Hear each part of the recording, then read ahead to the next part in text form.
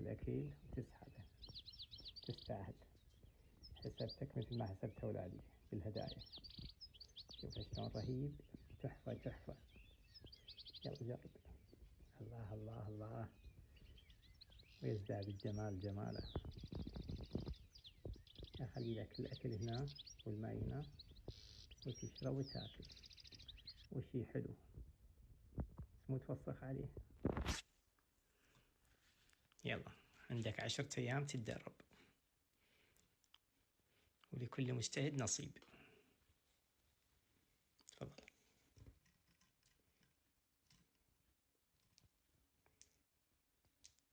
اعطونا رأيكم.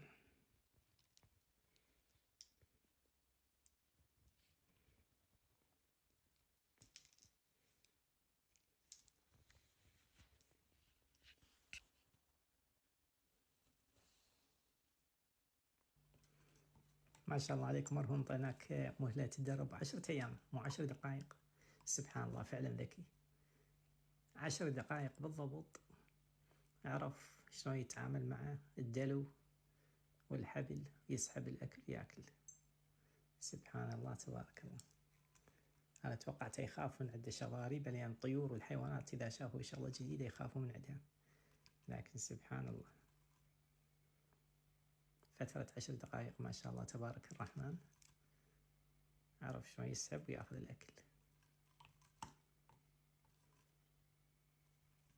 شي ممتع ومسلي، خاصة بالشتاء ما تطلع وعندك صديق مثل هذا، وين تروح؟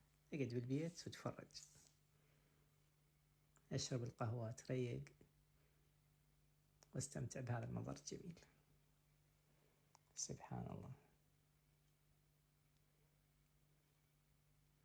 فعلا الحس